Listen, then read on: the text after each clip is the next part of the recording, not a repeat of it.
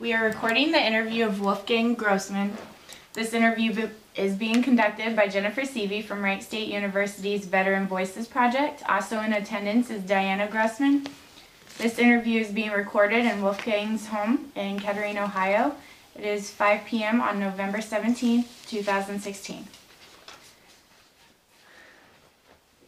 Okay, so when and where were you born? I was born in Behlendorf, East Germany. At the time, East Germany. Okay. Were you over there because of your parents? No. I'm natural. I immigrated to the United States in 1963 with my grandmother. We lived over there I lived there for 13 years, 10 years on the communist side, East Germany, and then 3 years in refugee camps throughout Germany. And that's another wild experience. Well, if you'd like to share, you're welcome to. Well, then East Germany is an experience that I rather soon forgotten, to be exact.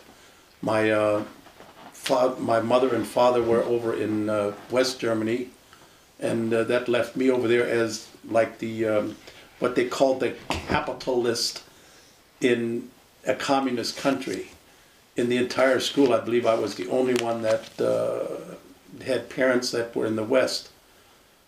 My only thing over there would be I wouldn't be able to do anything whatsoever. I could sing, but I wasn't selected for the better schools because of the situation of my parents being in the West.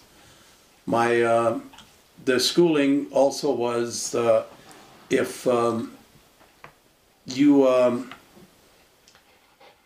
did something spectacular, then you were kind of pushed off to the side.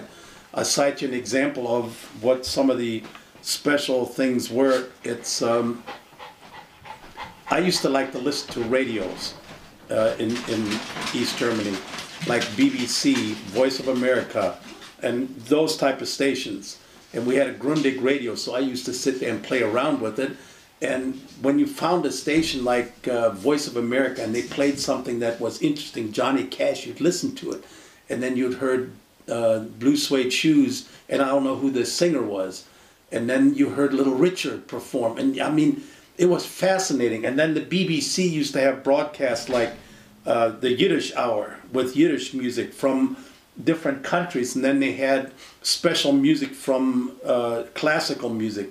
And you listen to the West German broadcast, which was Rias, I believe, at the time, and they would have music that was fascinating. Well, you go to school the next day. The teacher, anybody listened to BBC? And the kids in class going, "Shut up! Don't say nothing." I didn't learn my lesson on that part, so I just raised my hand. Voice of America, same thing. RIA, same thing. Anything that had good music on it, because the music they played in East Germany, to be blunt, sucked. It was like going to the funeral parlor. Military music, because first of all, you were close to the West Germany. We were 25 kilometers away from Berlin. So that put you kind of in a hot spot anyhow. So the following morning, after telling him that I was BBC, I got called into they had what they call morning appel. Every morning you went out and you raised the East German flag, Russian flag, and there was a third flag, and I couldn't remember what that is right now. But you had 3 flags. Well, that's supposed to be an honor to serve, to raise the Russian flag. So guess who got the Russian flag? And you're supposed to be a young pioneer. You wore this scarf, like the Boy Scouts had their scarf. The young pioneers had this scarf. My grandmother used to tie it real nice. I tied a knot in it. And so one side up, one side down. Well, the teacher didn't like that, so she corrected that, and I pulled it back the way I liked it. Rebellion, yes. Unfortunately, I just couldn't adjust to what they had. So it had rained the night before. In front of where the Russian flagpole was, there was a puddle of water. I kind of tripped. I don't know if it was on purpose or what. I just tripped. The Russian flag fell in the water. Well, all hell broke loose. And it was kind of like I got called up front where the principal was, and you had all the people like the Russian officer. Now I remember he had a red band, which I believe is the communist officer. And he just started wailing in how I dared, I dropped and all that, and I just couldn't forget it. That was in the second grade. Leading up to it, you were basically the punching bag of the town. I was a sickly child for a while. I was also abused. I was beaten by my grandfather. I was raised by my grandparents. My parents, it's too long of a story to really go into, but that's, my history is a history of finally finding something where you had the freedom. The reason I joined the army is because in the refugee camp Marienfelde in Berlin, there was a guy that had stripes going up, 3 up, yellow name, and I remember it was US Army. It just had US Army, and then he had his name over here, and the same stripes over here, funny looking hat, and he asked me if I wanted to help him distribute blankets to the refugees that were coming in. Because in January of 1960, there was so many refugees streaming in. We were in a room this size with 7 families, ceiling to floor beds, and that's how you slept. That's until you got processed in. So I helped him distribute blankets, and he gave me a knife, a fork, and a spoon. That's the only thing I owned. When we left East Germany, we left everything behind. Everything. We had the clothes on our back, and that's all we had. I'll give you a little example on how bad it was at Alexanderplatz, and people can say, no, it wasn't like that. My memory of that horrid place is, it was the worst place I'd ever seen. Hell looked good. If I was to go to hell now, I'd say, hey, this place looks fantastic. There's a gentleman that I'm going to mention here briefly. His name is Horst Buchholz. He was a party to something that he had no clue what was going on. No clue. My grandfather had cancer. He needed to go to the hospital in Alexanderplatz, which was 15 kilometers away from where we lived. Horst Buchholz was going to Alexanderplatz to pick up some supplies, let's just say it that way. He drove his car. We went through all the checkpoints. Obviously, they checked the passports, remember who was in the car and all that. He dropped us off at the hospital. The hospital was an old, remember, 3-story building. You went in a side gate. So we got out of the car, went in the side gate. My grandfather reached behind me and stopped me from going any further. He walked over, looked around the corner, and I looked underneath him, and I saw the car making the turn away from the hospital. So we're clear. Train station is straight ahead, which is Alexanderplatz. You walked in there in 1960 in January, there was bedding, there was blood, there was suitcases. It looked like a bomb fell in. When you went up to the platform, it looked the same way. The train was sitting there, the S-Bahn, the doors were open, we went inside, and my grandfather sat here, my grandmother sat here, and I sat over here. And he said, don't say a word. Nothing. Don't say anything. When it come time to check the passports, he gave his passport to the guard. The guard checked it, nodded his head. It was an old guy, an old lady, and a kid. They're not going to say too much. We didn't have nothing. People in front of us had bedding. They were thrown off the train. Older man come up the stairs. The security guard shot him. He went back down the stairs. You heard the machine gun go off. It had one of those drum machine guns that they had from Russia. And so you're sitting on this train and you're seeing all this stuff, but you can't say nothing because you don't want to do anything to cause problems. So we took the train, we left. There was 2 stops before we got to Bahnhof Zoo, which was the zoo place in Berlin. We got off the train. I remember the place well because I used to go there as a child, as a kid. We used to go to the zoo, visit my uncle, my parents, and all this. And used to hate the damn bear that was there. I hated that thing. It was white. He'd come up to you and I'd just be gone. I absolutely hated that thing. As I got older, I kind of loved the guy, but when I was a kid, I hated him with a passion because he scared the crap out of me. So we walked out. The platform was East German territory. The lower level was East German territory. As soon as you walked out the door, you were in West Germany. We walked out the door. Now, I had a sister in East Germany. She was living with my mother's parents. And we were very close. That's all I'm going to say on that, because there's a whole too much history in there. And we walked out, made the turn. My grandfather pushed me up against the wall. He said, pull yourself together. He said, that's the last time you'll see your sister. I'm going, why? We're going back home, aren't we? He said, no. From that point, we went to Marienfelde. Marienfelde, they immediately took my grandfather to the hospital. My grandmother and I were assigned to a room with 7 families. Like I said, we slept there for 2 nights until we got processed in. In processing was you went and walked all over the place. I mean, it was mind-blowing.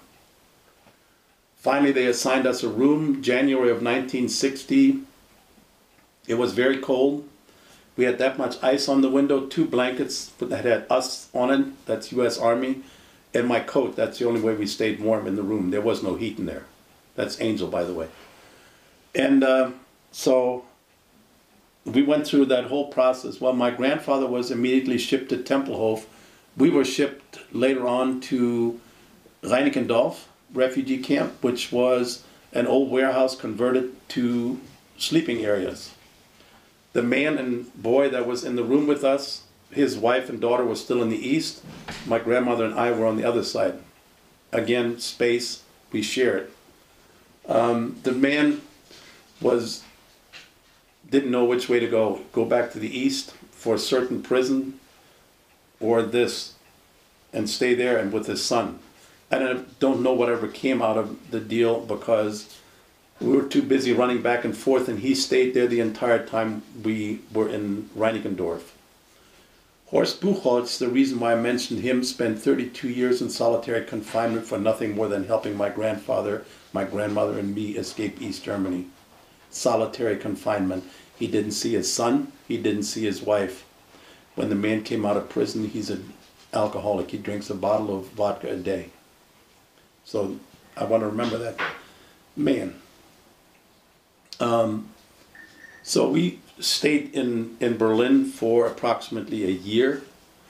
Then we flew there to Cologne, where my grandfather had recovered sufficient that they figured his cancer was gone, so he could recuperate in Waldbröl, which was the next refugee camp. Well, we were assigned a nice big room for us, and Waldbröl to me was heaven, because during the entire time that you're in refugee camp, you have no school. None. Zero. I was in the 3rd grade in East Germany and repeated the 3rd grade again in Düsseldorf. Waldbröl, I walked all over the countryside, visited. Well, turns out my grandfather's cancer wasn't gone, because he was out for a week. Then he was in Waldbröl Hospital, which was built by Hermann Goering for troops to recuperate in. Then he ended up in Bonn, and he never got out of the hospital because we had no money. The treatments that he was subjected to were obviously the best that they could offer at the time. He also stuck a name in my head. His name was Arnold Nathaniel, who is Jewish. That is his best friend. He asked me if I could find him, because at that time his mind was apparently going, and that name stuck in my head, and that's another branch of my life story. I joined the army because of that sergeant in Marienfelde, because he was such a nice guy that gave me a knife, fork, and a spoon, and I had that knife and the fork until we lived on Landbury Drive in Kettering, and that's when I lost it. And I lost well, it wore out, and the knife wore out while I was in the service. So, but I don't ever know what happened to it, but it still had the U.S. written on it. I joined the Army up in Milwaukee, Wisconsin, basically because I wanted to do something, I wanted to learn something, I wanted to better myself. Little did I know that because of my sister having married an East German soldier, that I would not be able to get a security clearance, although the field I went into did not require a security clearance. Well, I'm not the greatest technician in the world, and I just couldn't hack reading an ohm meter on a resistor, which I can do now, but at the time it wasn't sinking in. So they put me in another field, which I absolutely loved. It's wiring on a helicopter, and I was good at it. My first test, aced the test by finding that the ground wire was, there wasn't supposed to be anything on that post, except when I put my finger on that post, I think I ended up with curly hair, and because it was 440 volts and a definite twitch. So I aced that test, and I got all the way to the end, and there was a requirement for a security clearance, and that obviously was denied because of my relations. And but I stayed at Fort Bragg, and then I finally was reassigned with the 63 Charlie MOS as a truck driver. I went to Fort Dix, New Jersey. In the meantime, I had married my wife Diana, who was an E5 in the intelligence corps, and we found out that we were soon to have a little bundle, and she was taken out of service. And I received orders to go to Overseas Replacement Station at Fort Dix, New Jersey, where I went for 30 days. And I was reassigned because of some complication on pregnancy. Doctor felt I was better at home. So we went to Fort Bragg. Fort Bragg at the time, troops were coming in from Vietnam. They were higher than a kite. I remember having to pull guard duty with 4 enlisted, 2 officers and a field grade officer, walking company streets with rifles. And that's how bad it was. And it's a sad thing, because they were pulling troops in so fast they didn't have time to recoup, and a lot of it had to do with heroin. And kids dying, laced heroin, which they thought was heroin, actually turned out to be rat poison. And so you kind of got the idea of what's going on. Well, Fort Bragg, I worked as a company clerk for a while, and then finally I appealed to the Signal Corps saying, hey, look, I completed this course. I was the best student that you had in the course. I'd like to have this MOS because I absolutely love it. And they said yes. So I got the MOS, which is 35L, which is an avionics radio repairman. And then I also, because I did so good in the K course, I got the K course awarded. But still no security clearance to work on what they call keying a particular part of a radio. It's called a KY, a crypto piece. So I worked on Simmons Army Airfield. Well, my wife got pregnant again. I got orders again to go to Vietnam, and this time, pack your suitcase, I went to Overseas Replacement Station and was in San Francisco, and was shipped out to Saigon. We got to Saigon, and oh my God, what a change. Because you're coming in a DC-8 and you're just not even slowing down. You're coming in hot, fast. I hope she doesn't unplug the... Zoe, you better be careful there, girl. So, and then we went to what they call the Overseas Replacement Station. You had a little old fan in the ceiling. The mosquitoes absolutely loved my blood type, I think, because I looked like I had measles. I had lumps on my back this big around. Was like, I mean, the welt stood off. And I was assigned to the 201st Aviation. Well, actually, I was assigned to the base in the Trang to be further reassigned to whatever outfit was needed.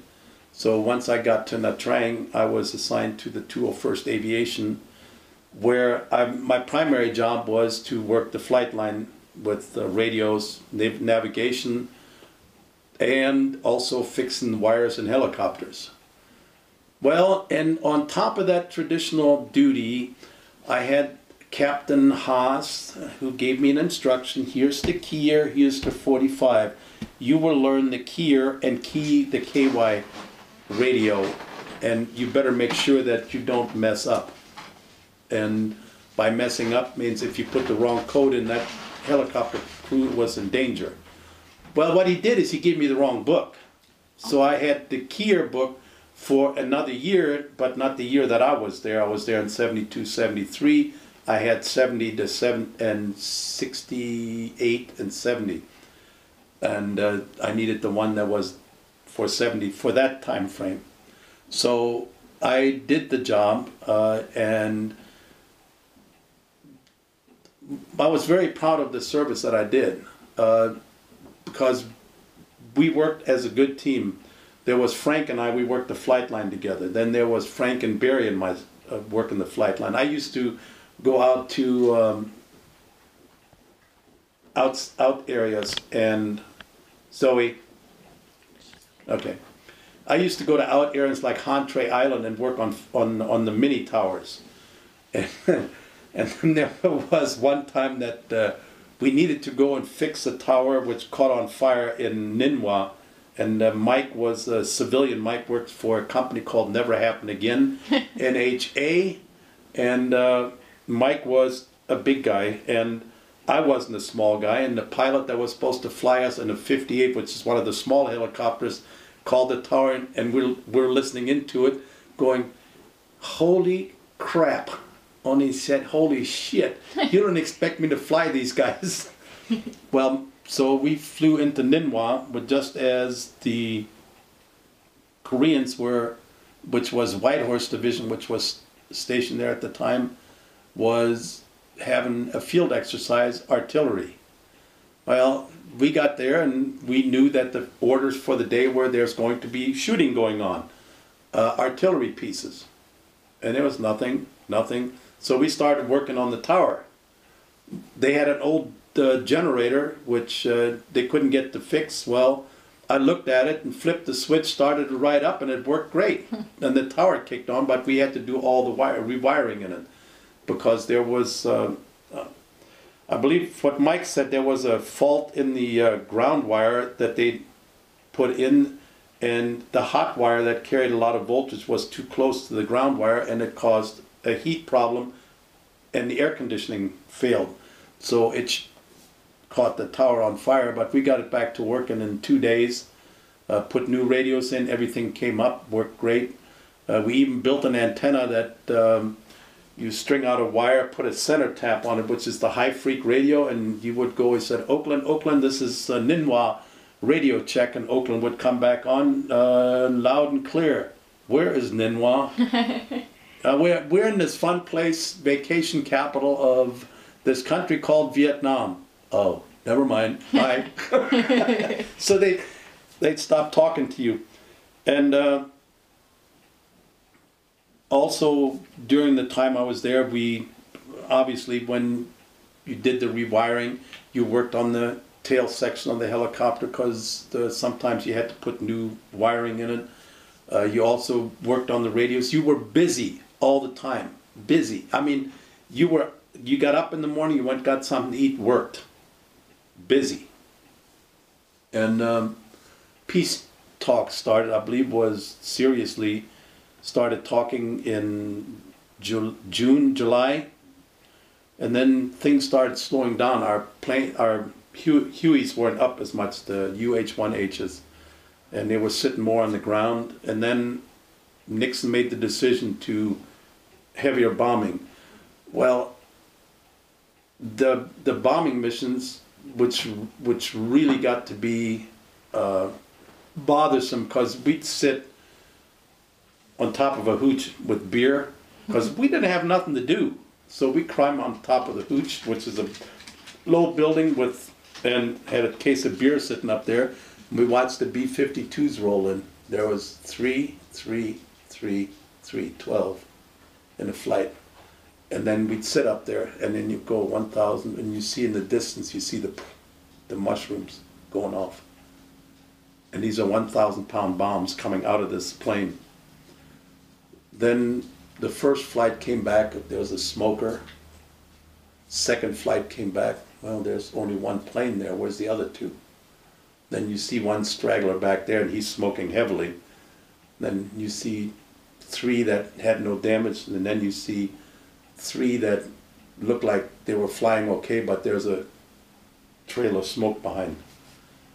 And this was day after day, and then there was days that you saw 1 come back, then you saw 1 no plane out of that group of 3, maybe 2 and a smoker, and then none. And you're sitting there and you literally feel the ground shake as with the stuff that was going on. Then you also had to, being so hot over there, you don't wear a shirt. So in September of that year, we were working out in the flight line, and by the way, Frank Steinbeck, you can call him and want to talk to him because he'll verify a lot of this. Is he and I both are diabetics. Both of us were exposed to Agent Orange. He has more severe problems than I do. But we worked the flight line, and one day working out there, I felt something on my back. I felt like water dropping out of the sky. I saw a plane fly over. I didn't pay any attention to it. And it was about 2 days later, I felt kind of strange, weird. And I'll tell you more about why I was feeling the way I do. And we were busy, like I said, we were working, and then our flight operations picked up again. So again, you were busy, 12, 14-hour days on the flight line, working on the helicopters, working in Ningwa, helping them get their planes up, working on Hantui Island, got stranded up there, working the tower, had to repair those. The VHF radios, which is very high frequency radios, frequently broke down, so we had to fix those. Then we set up a flight following station in a town called Fantiyet. Fantiyet is the Nukmam capital of the world. Now you may be wondering what Nukmam is. Nukmam is fermented fish sauce. It comes in 7 grades. Fantastic, terrific, fantastic, good, and oh my Lord. And if you ordered any kind of roll in Vietnam, they put this sauce on there. Well, if you didn't pay any attention to what they put on, they put the cheapest grade on there. But the rolls were great because you got tired of eating mess hall food or sea rations. So you ordered a roll which they had on base. Well, needless to say, you ended up with dragon breath most of the time because they put that cheap stuff on there. They also had this terrific beer called Tiger Beer or Bami Ba. Bami Ba was beer Vietnam style had formaldehyde in it. And if you drank enough of it, your tongue was like a rock in there, like a wooden block. So there was a few times that because of frustration and just the work, that you drank Bami Ba. Most of the time we drank Schlitz and Olympia, and every so often you could get San Miguel from the Philippines, which was classic. We also, Vietnam, in the area that we were in, they have 1,000-mile beaches. It's sandy white beaches. We had a little area that was our area. We would go over there to take relaxation. I also had to go to Saigon to pick radio parts up. And Saigon was a bustling city, never ride in a Cicolo. You're sitting in the front, and the guy drives at 80 miles per hour, and all the traffic is coming. It's scary. So, but back in the Trang, something changed in me because I wasn't feeling right. Started putting on weight. I realized you couldn't drink the water over there because the water, even though it was treated and filtered, when we filled up a 5-gallon jug like this, there was brown stuff floating around in it. I'd let you guess what the brown stuff is. And we let it settle down the bottom, draw off the first cups of water, and then it was drinkable. But there was so much chlorine in there that you ended up with massive kidney infections. But I don't like to drink pop all the time. Bottled water wasn't available. What's the best thing you can drink? Beer. Okay, so we drank a lot of beer. and my weight definitely showed it.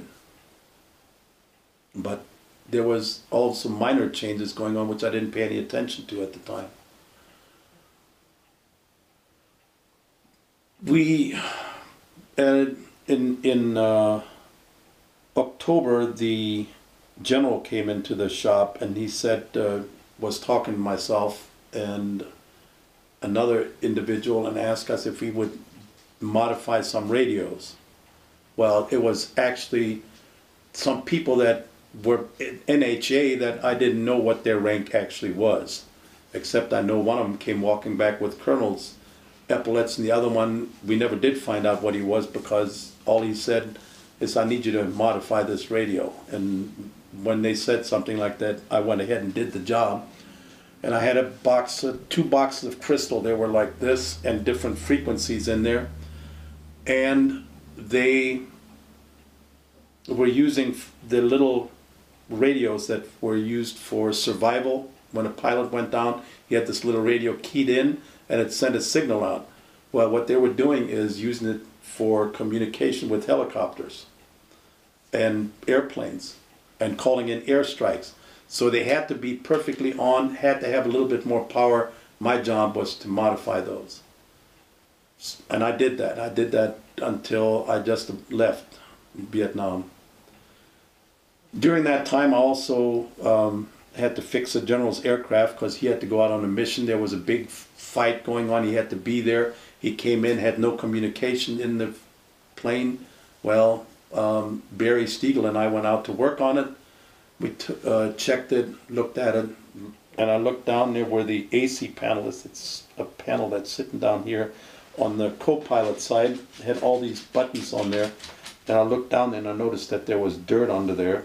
So I pulled the panel off, and somebody was growing little plants that were known commonly as weed or marijuana. Somebody was smoking in the helicopter, and I told the crew chief to please make sure that this gets cleaned and not happen again, because it definitely would hurt somebody. We fixed the problem, got him on the mission. He was happy. He didn't have any delays. He got there and did the job. So life kind of got dull again because of the peace treaties. We still were working, modifying the radios for the Vietnamese. I need to tell you about how we tested the radio, the modified radios. We had a plane called the Beaver, which is a plane that was built by a company out of Canada. It built 2 planes, a Beaver and an Otter. And we had the Beaver, which is a smaller version. We flew over to Da Nang. Da Nang, at that time, there was nobody there. The housing were all torn down. They dropped me off on the flight line, and I'm to walk around, talk into this thing to see how well it works. Well, Frank was flying around up top with the pilot, and we're talking away, and I look over to the side, and here comes the Vietnamese dog patrol. And they had horses for dogs.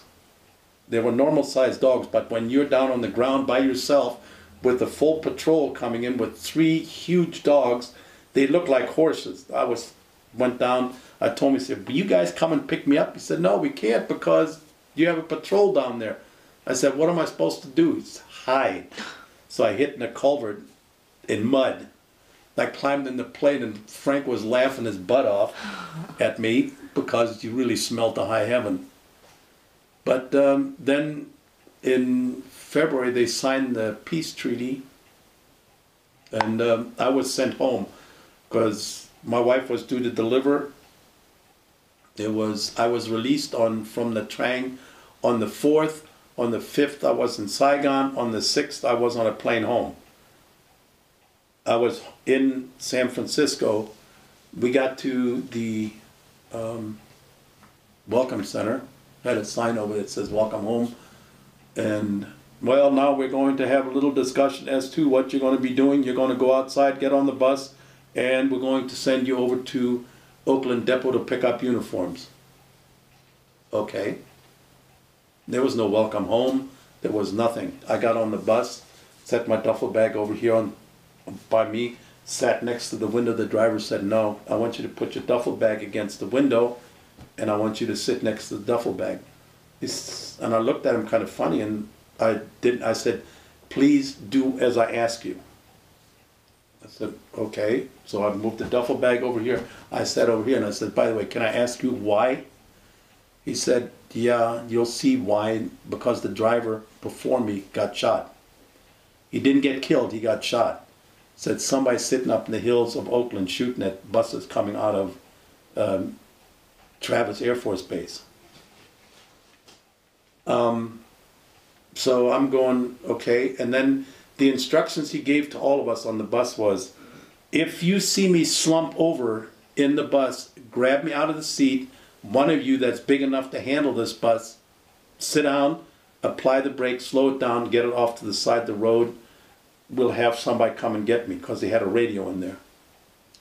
Well, luckily nothing happened to our bus, but I understand the bus after us got shot at again. And they shot a tire out on it. We got to Oakland. I got my Army uniform. They were laughing and giggling, you know, because you come home, you hadn't had any sleep, you're tired, the uniform didn't fit right, so you look like a slob walking around. But finally, everything done. I was happy to get to San Francisco airport. I know I'm going to go on a plane, but I didn't know that the plane was flying out late at night. No, early in the afternoon. And I had a long lay in Washington, D.C. I no sooner walked through the terminal door, I got spat on. I had this green thing hanging on my uniform. I don't know where that came from, so I went and cleaned it up. Met up with some guys that served together, stopped off, had breakfast. Of course, we had a beer with it, because that's all we were really used to. Ate something, celebrated, we're coming home, and I left the area to go to my terminal. A woman with a little boy come up to me, and she reeked to high heaven. I can still smell this woman to this day. And she goes, look, son, there's one of those baby killers, and points directly at me. And here my wife is going to deliver the next day. So the day that I was at San Francisco airport, I was hiding behind pillars. Kansas City Chiefs had just won the football world Super Bowl. They were walking through the airport. I wanted to see them, but I didn't want anybody else to see that I was in there. So I stood behind a pillar and I looked around. I saw Hank Stram, and I saw some of the defensive player, offensive player, but I was hiding because you're too ashamed of it. Because you got spat on, you got called baby killer, and I wouldn't hear anything else. I went there to do a job that as we were told, stop communism. Well, long story told, what happened. So I got on the flight, and I sat down, and I was tired, and I fell asleep, and I guess the stewardess loosened my tie and unbuttoned my coat, because we landed in Washington, my tie was loose, and I guess I passed out. I got to not the downtown airport, but the other one out away from Washington, and it was foggy. And we got on a 737. It's one of those, what they call a puddle jumper. Went from one town to the next town and jumped all the way down to Fayetteville, North Carolina. Well, my wife met me at the airport, and on this flight, the pilot missed the runway 2 times. Because it was so foggy, basically I'm sitting there and the lady next to me going, "Hey, sure you don't want one more for the road?" She missed her getting off the plane and had to go fly back. My wife picked me up. Next morning, our youngest was born. We were so sure it was a girl that we only had girls' names picked up. And that was my experience in Vietnam. The worst part about it is those words, baby killer and being spat on, is something I didn't even want to fly the flag for a long time. I didn't want nothing to do with it. I didn't want to see it. I don't want to do national anthem, forget it. There's 2 brother-in-laws on the shelf there that served in Vietnam, one in the Marine Corps, one in the Army. Then, make a long story short, I couldn't figure out when I was at Fort Bragg, my weight kept going up. Not a lot, a little. I could still control it, but it kept going up ever so slightly, an eighth of a pound here, and I was always tired, always tired. And that started in Vietnam. And then we were in the Fayetteville Mall, and I was hot. It was cold outside, but I was burning up.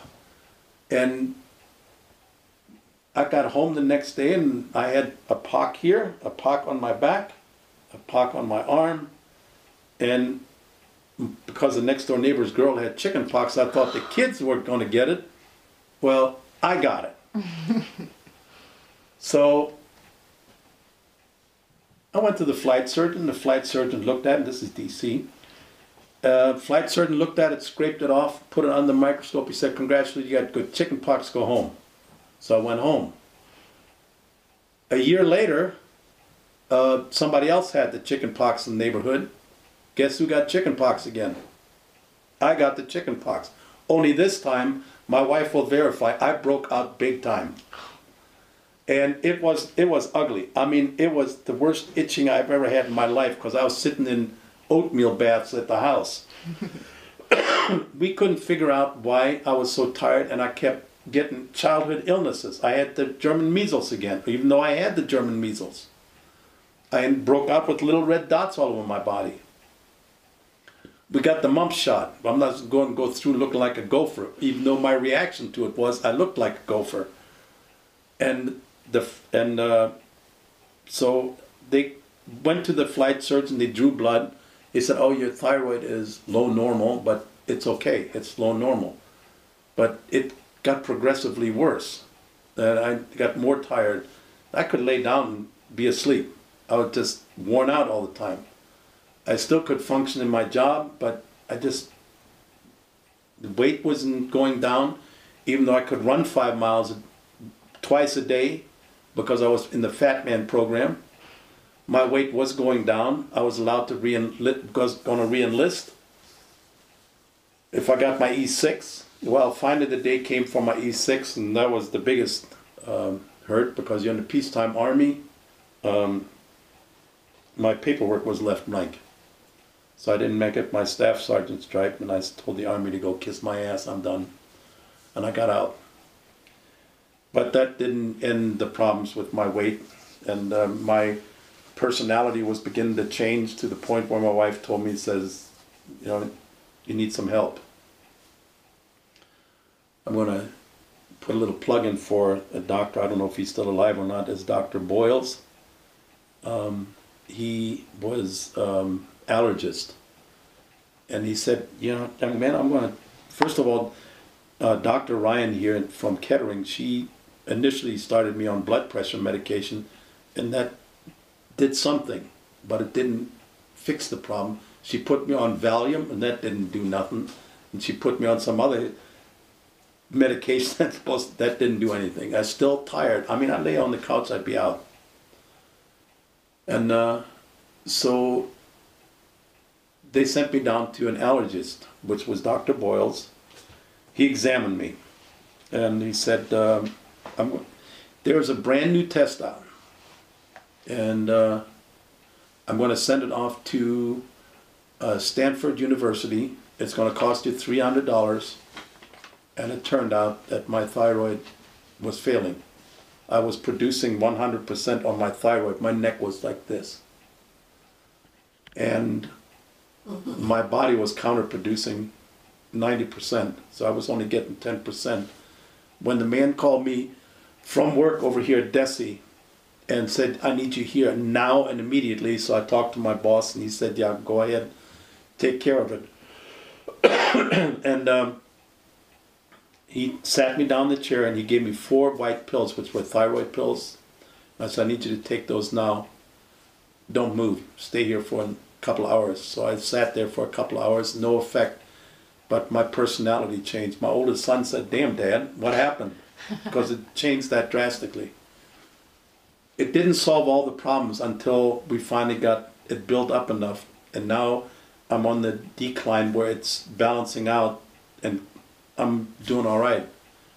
But in the meantime, it does all kinds of things, and wish I could show you. I had this growth under my arm here. Well, it's back again. It's dark, and I'm going to have to see a doctor and see what's going on with that again. But that's what my armpits looked like when I came from Vietnam. It's an ongoing battle, and the government, the VA, doesn't want to seem to do anything. First, they lied to me in 1978 when I told me, say, I think I got exposed to Agent Orange. Oh no, they never sprayed in your area.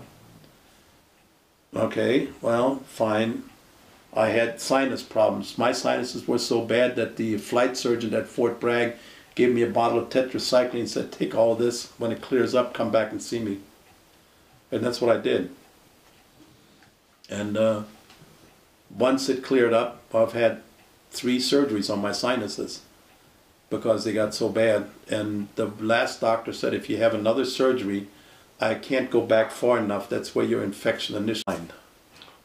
So, Nope. come here, Wolfies. You can't stand in front of the camera. You're not the star of the show here.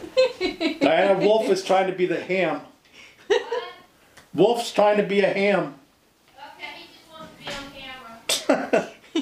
Yeah, so, I mean, it's a constant struggle. I go to the VA now, oh yeah, okay, I'm a diabetic. There's nothing I can do about it. I take the medication, I do the best I can. I'm not going to give up my lifestyle. I'm going to do what I can. They want me to do all these things. Yeah, I walk 5 miles a day and I do all that stuff, but still, weight's not coming off. What's wrong with me? Somebody, you sprayed this crap. Not only did they spray that, but we also found out that they put rat poison in there, arsenic and some other stuff. What kind of an effect does that have on us? My big question is, what kind of an effect did it have on my wife? Because when I brought clothing home from Vietnam, it still had stuff in there that I was exposed to. She's a diabetic. She's having medical problems. Strange. I had chicken pox, measles, and that's all verified and proved, even though I had the measles already once. I finally accepted the fact that there's nothing I can do about it. So I talked to, when I was stationed in Germany, I was with a West Point graduate Colonel Ballard. He says, you might want to refile your paperwork. So I went and refiled my paperwork, and in my write-up, 1972 to 1975, heavy spraying occurred in Tu Corps, Nha Trang area, where I was at. We drank the water, we breathed the air, we inhaled the marijuana they burned in a big pile out there in the fields, and it came our way, but we won't discuss that. And you smoked cigarettes. I mean, and you worked on equipment. When we had helicopters that had big tanks on the side that had fire retardant, or they had spray in them. And then you had troops come in. If you open up a panel, there might be water in there. You had to get the helicopter fixed. You didn't know if it was water or something else. If it smelled, well, you're a little more careful. But when you had full flight operations and needed equipment done, you were up to this insolvent. There was no safety gloves. There was nothing to protect you. I could take this thumb at one time, peel the skin right off. That's because of the thyroid. Once I got the medication, it started healed itself. I mean, I had fungus infection. Went to the VA. The only thing the doctor was interested in, does it glow in the dark? Put a black light on. Oh no, I guess it's just a common occurrence. I'm still trying to figure out what this is. It doesn't do anything. My skin is totally discolored under my armpits. Curious. And you didn't have any choices. The water that you drank over there, because of where you're at. It's coming out of the highlands where they were spraying this stuff. It's flowing right past. They're filtering this water, even though there was brown stuff floating around in it. You had to drink water sometime. Bottled water? We wish we'd had bottled water. It's kind of strange. You know, you try to do the best. You want to do the best for your family. You want to do the best for yourself. And all this time you've been lied to. And our Congress is still lying to us. You know, and now with this new president, no comment. This, not, you know, how can you elect somebody that's a draft dodger? 6 deferments for, but he played baseball for bone spurs. I had shin splints so bad sometimes I couldn't walk, but I found myself on the line every day. And he played baseball and he's going to tell me how much of a great leader he is. My opinion. Sorry. No.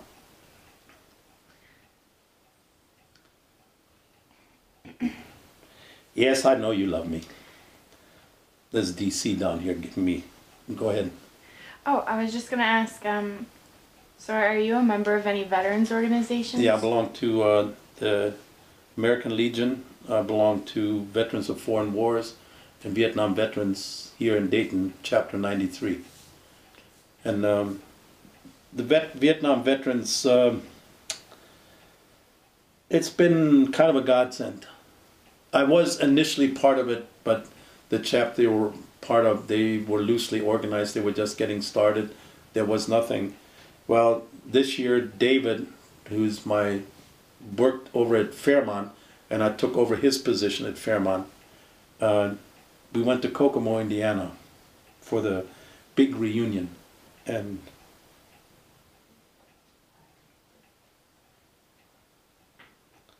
see Huey flying around. That was the most beautiful sound I heard in a long time.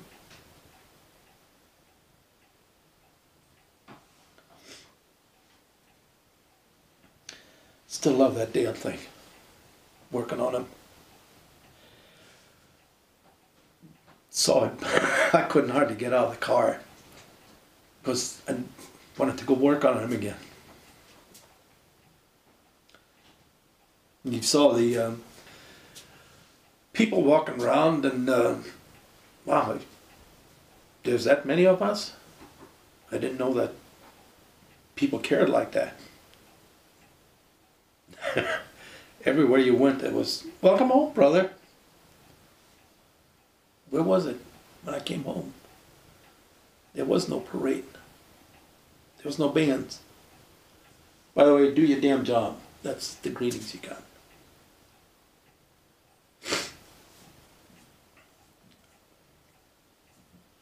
It's,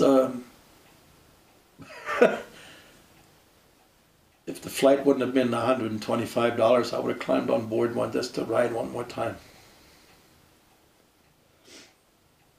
That's when I heard that blade pitch. Here she comes. She buzzed, no, she came banking around. I'm going, I gotta find out where this is at. I went over there and there was 2 of them sitting there. I shot some video and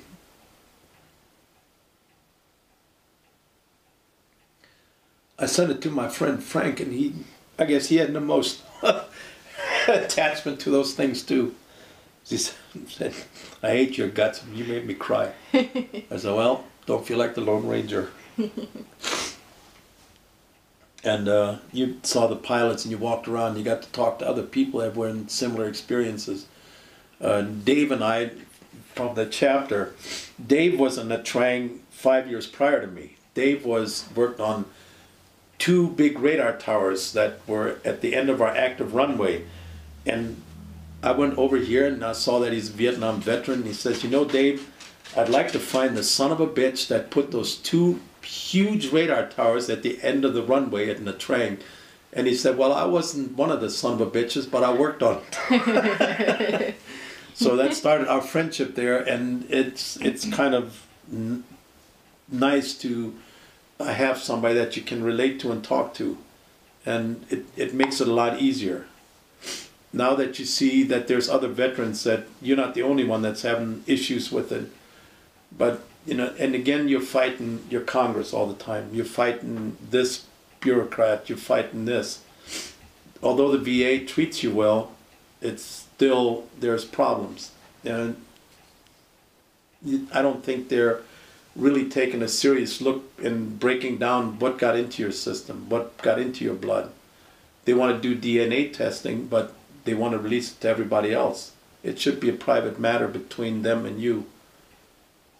I know what happened on my back because the doctor in Germany that, oh yeah, that's another one. There was a German doctor that actually got me on the road besides Colonel Ballard. I had some skin tags, and I had one particular one that was growing on my buttocks. I'll be Forrest Gump there for a second. And it was very painful. And then I had about 20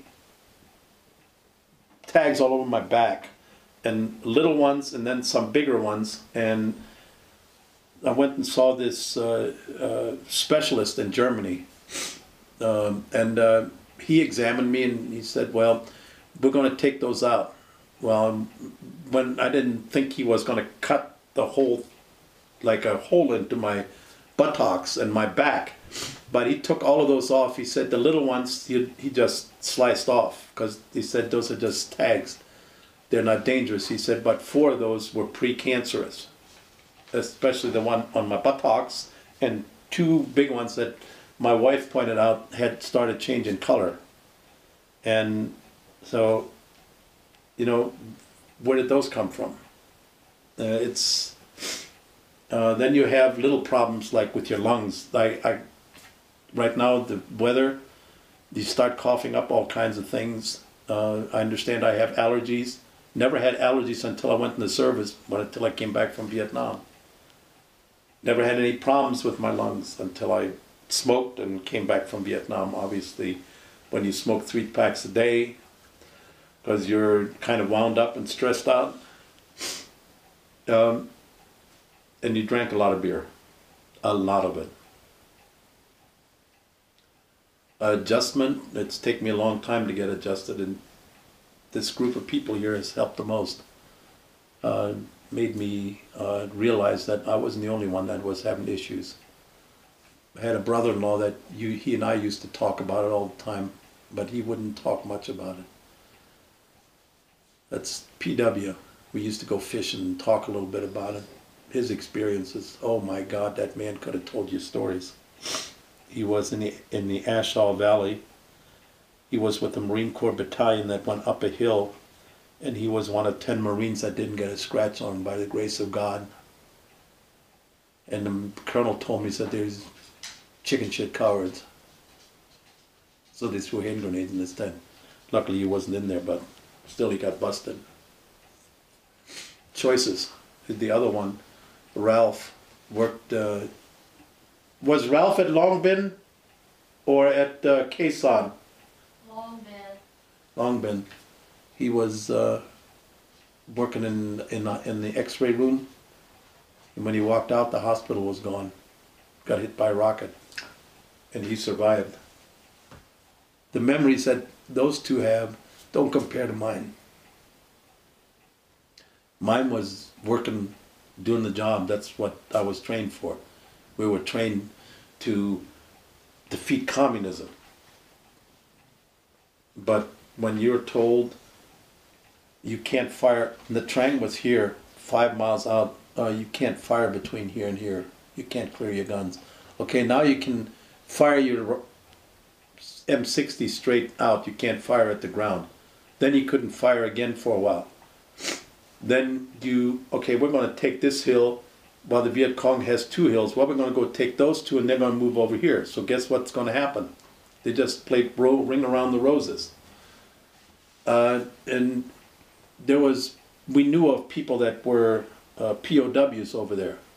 We knew locations, but we couldn't do anything about it there because they were in such a heavily guarded areas. When I was there, we saw Marines come back in all bloodied up, And we didn't dare ask him anything because we know what happened. We saw a lieutenant's helicopter get his nose blown off by a mortar round in Pleiku. Oh, there was nothing going on. There was no fighting. Oh yeah, fighting my foot. There was heavy stuff going on. Like I said, when you saw the B-52s come in and you saw 1, smoking, 3, okay, they were okay. Next flight, no plane. And we saw these night after night. And when you're sitting there, the whole building shook like that. But you went and did your job. That's what you were paid for. You formed that team. And even though we're not like World War II veterans that get together and have their stuff, we lost our pride. When somebody says, well, we're going to hold a parade for you now. Yeah, okay, take that parade and stuff it. Where was it when we needed it? Where was it when we came home? The welcome in Oakland, you just got off the plane, blah, blah, bus. Okay. What was that? We didn't question it at the time because we're just glad to be home. Now I kind of question why. You know, you could have said, hey, welcome home, guys. Here's a cup of coffee. Let's sit down and talk for a minute. There was no talking. On the plane, we passed a bunch of fifths around, by the way. Flying home, we're not supposed to, but the colonel said, here's 1/5 from me. And he bought the best one. And all the rest of it has a cheap one. I didn't have one because I was told we couldn't bring one, so I didn't bring anything. And, you know, things that you miss, well, this is the first aviation coin. I finally got one. My vest with all my little things on is over at Fairmont because in January I'm supposed to talk to them. I loaned it to them so they could show it. And my yearbook's over there as well. My Bronze Star is over there. I gave that to the school because I have another one somewhere. I'm proud of it, but for a long time I didn't want nothing. I don't know what I got it for. I finally understand that I got it for doing my job, being good at my job. Duty on our country. Proudly served, yeah, we did. But our Congress didn't realize that. It kind of crapped on us.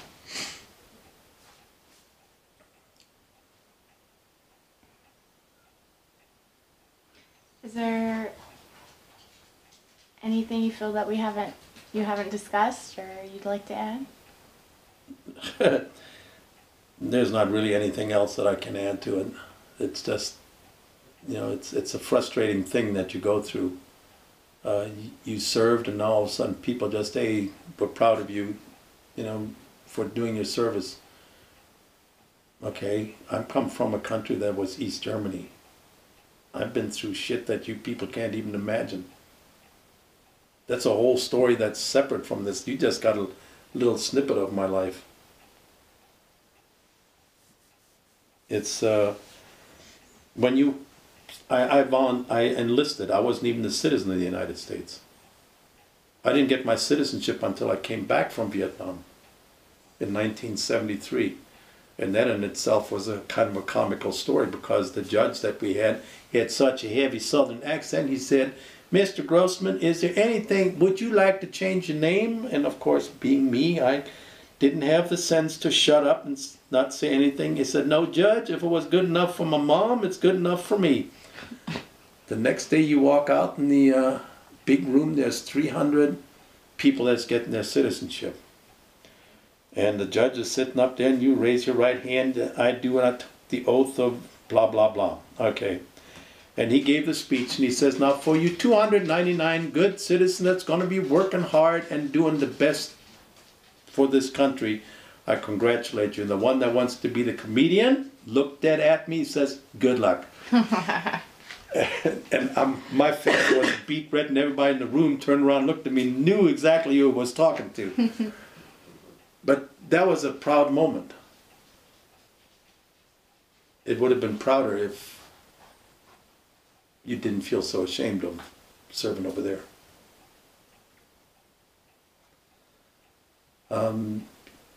The treatment we got, horrendous. Like I said, once they signed the peace treaty, forget promotions. Promotions were frozen. I missed E6 in Vietnam by 1 day. I went through the NCO Academy at Fort Bragg, had 959 points. I finally made it, only to find out my paperwork's blank. Why? You know, am I going to cheat on myself? No, that's not the way you do things. I wanted E6, that's it. Couldn't get it.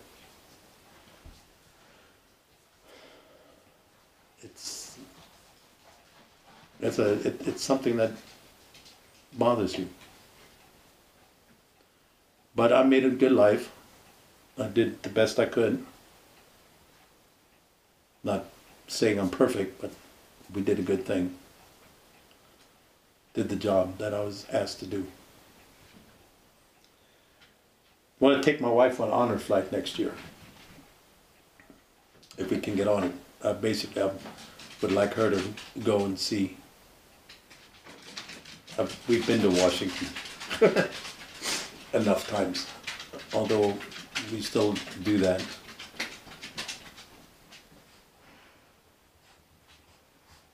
No, you've been adopted. You want to take those two home with you? Your cats will love them. Oh yeah, my cats will love dogs. Is there a message you would like to leave for future generations who will view this? Yeah. Do your job, be proud of it. But at the same token, have your government stand up for you and do something for you besides telling you a bunch of hogwash. There's nothing wrong with the military. There's nothing wrong with doing an honorable job. But I'd like to hear the bands play once in a while. And we did the best we could. We did our job. Your future generation, you do your job and make this country proud. Duty, honor, country. That's what the Army taught me. And it failed me along the way, but I hope it doesn't fail you. Treat this country well and it will treat you well. No matter how bad things are, there's always somebody that will come around and talk to you eventually and straighten things out. Be proud of yourself. Thank you. Okay. Well, that concludes our interview. Thank you for your service. Oh, thank you.